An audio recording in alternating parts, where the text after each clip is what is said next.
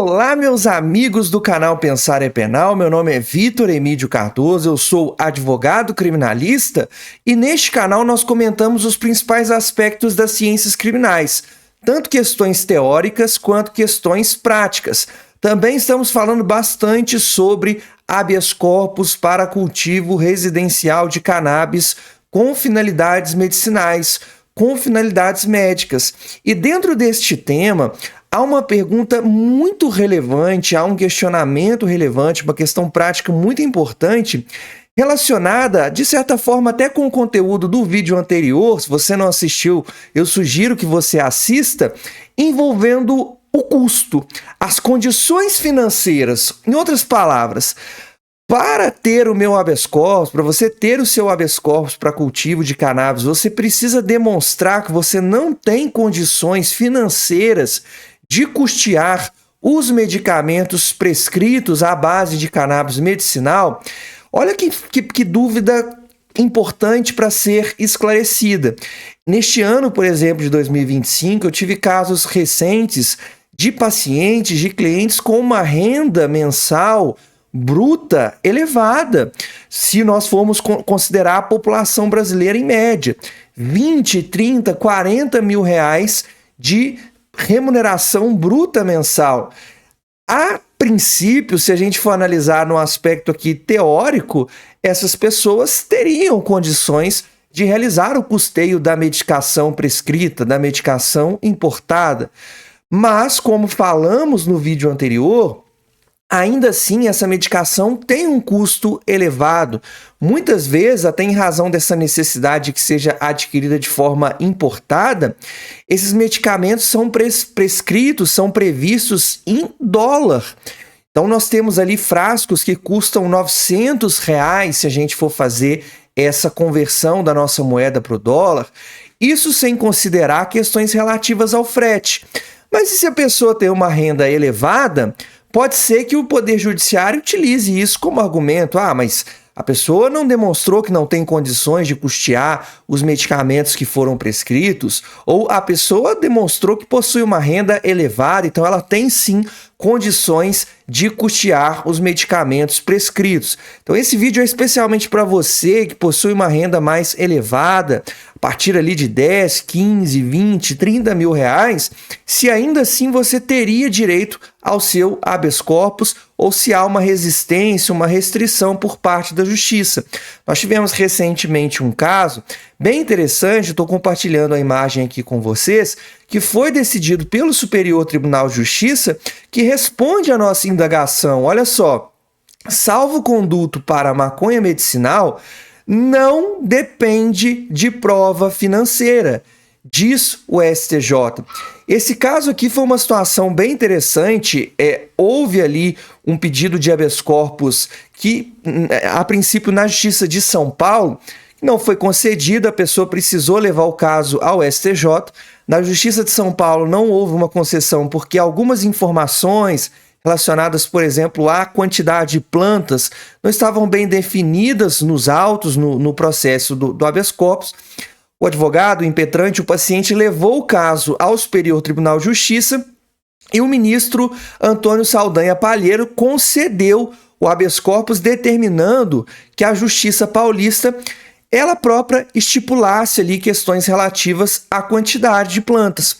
O Ministério Público Federal recorreu e um dos aspectos centrais desse recurso foi justamente isso, uma suposta ausência de demonstração que a cannabis medicinal seria imprescindível para o tratamento desse paciente e, além disso, uma suposta ausência de demonstração por parte do paciente que ele não teria condições de custear os medicamentos prescritos.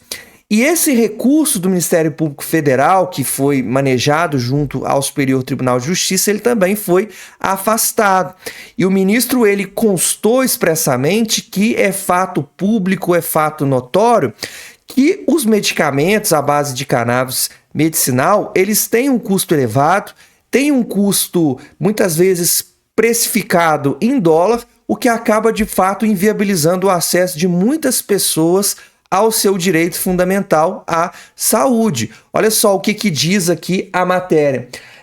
Como eu disse, a Justiça de São Paulo não havia concedido porque algumas questões relativas a documentos não ficaram bem estabelecidas ali nos autos, no processo, né? O ministro Antônio Saldanha, no STJ, concedeu o habeas corpus, mas o Ministério Público Federal recorreu e esse recurso do Ministério Público foi denegado, não foi concedido, foi desprovido.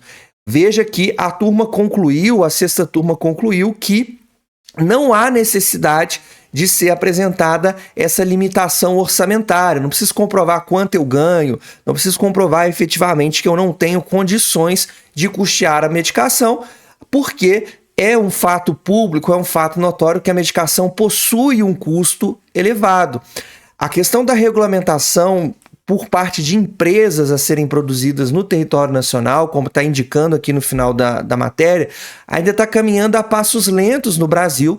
O STJ deu um prazo para a Anvisa, para a União, para o governo federal regulamentar essa questão até maio de 2025, mas a União, a Anvisa, enfim, solicitaram um aumento, uma extensão do prazo, argumentando que ficou inviável cumprir tudo ali que foi determinado até maio do presente ano, e aí o STJ entendeu, reconheceu que a União vem se empenhando para cumprir a decisão em relação à regulamentação da produção por parte de empresas no território nacional e estendeu esse prazo para um cumprimento integral da decisão, para uma regulamentação integral, até setembro de 2025.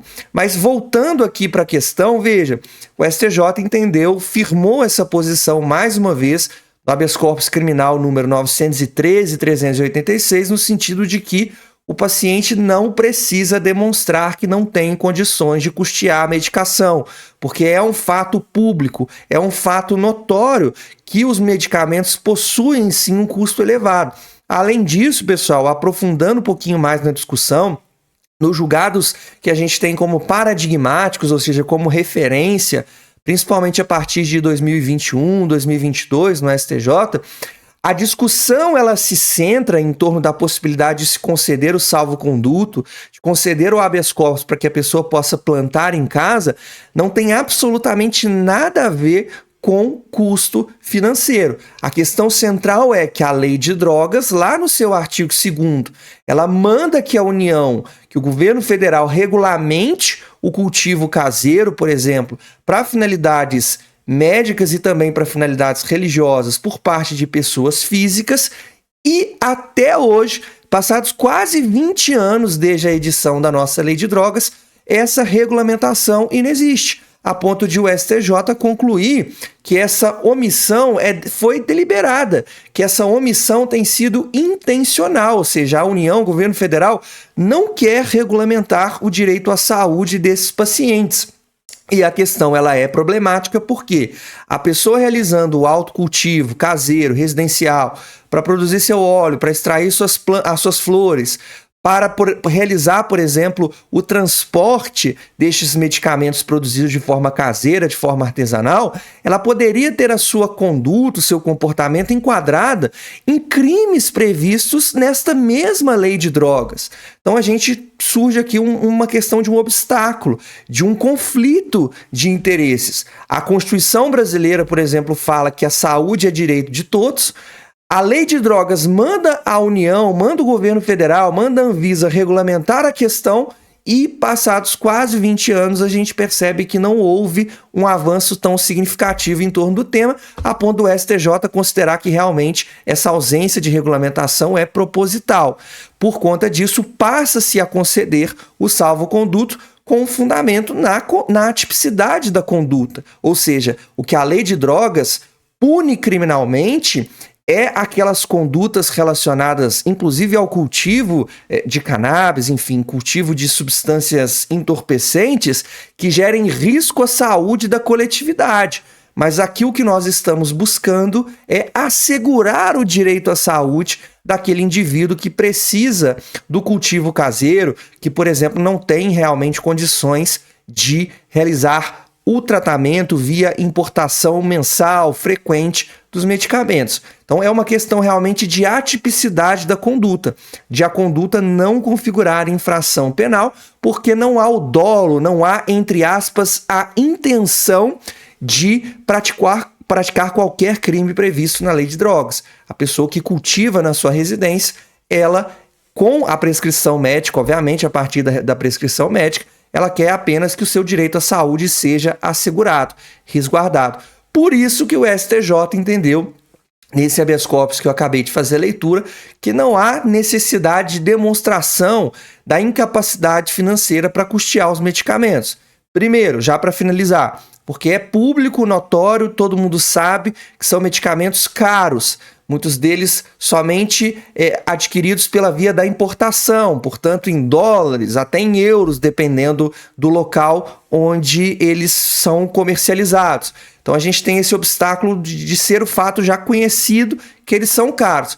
E segundo, porque a discussão ela não está centrada no fato de a pessoa não ter condições do custeio dessa medicação, e sim na circunstância de ser um comportamento penalmente atípico, porque o que a lei de drogas pune é, por exemplo, o uso das substâncias ilícitas, as substâncias entorpecentes, a fabricação, a produção, a venda, por exemplo, o cultivo, o autocultivo, que possa gerar um risco para a saúde pública, quando na verdade o que a pessoa que a partir das receitas médicas almeja com o autocultivo é o oposto, é garantir a sua própria saúde.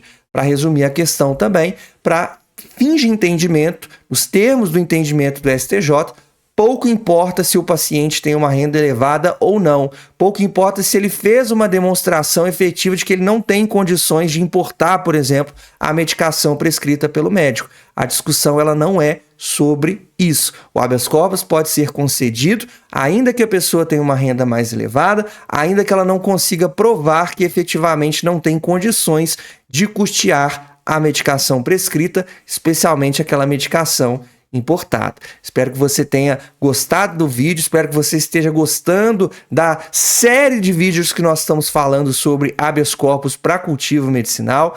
Deixa aqui a sua dúvida nos comentários, o meu contato está na descrição, caso você queira marcar uma consulta jurídica diretamente comigo para que possamos conversar, esclarecer as suas dúvidas sobre o tema.